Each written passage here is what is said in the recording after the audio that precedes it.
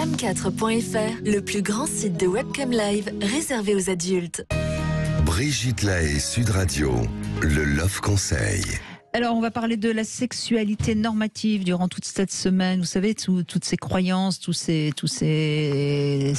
idées reçues sur ce qu'est le sexe.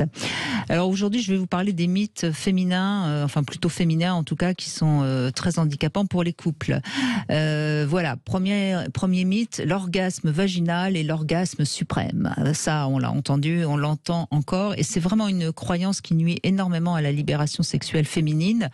Pourquoi il serait plus important, pourquoi il serait plus fort? Moi, je pense que ça vient de la nécessité de la reproduction et du machisme, parce que ce serait le pénis qui nous fait monter au 9e ciel et non même plus au 7e. Non, c'est pas vrai. Heureusement, aujourd'hui, les hommes apprécient de plus en plus les cunnilingus et respectent la jouissance clitoridienne. Et je crois que vraiment cette croyance à qui il faut tordre le cou, la jouissance, elle est là ou elle n'est pas là, et cesser de faire des comparaisons parce que tout ça, ça nuit au plaisir.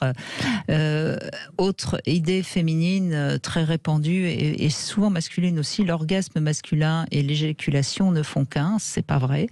C'est une erreur assez fréquente. Il y a ce qu'on appelle l'orgasme masculin, donc la jouissance de l'homme, et puis il y a l'éjaculation qui en fait est un réflexe. Une éjaculation, c'est un réflexe. Il peut y avoir un réflexe sans orgasme, comme il peut y avoir différents orgasmes sans réflexe éjaculatoire.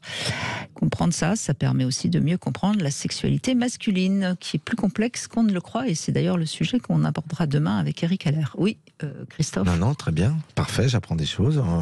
Je suis entièrement d'accord qu'il y a différentes manières d'avoir des orgasmes, bien sûr. Mais absolument. Voilà, donc toute la semaine, on va couper le cou à certaines idées reçues sur la sexualité. De temps en temps, il fallait bien tordre le cou à toutes ces croyances stupides.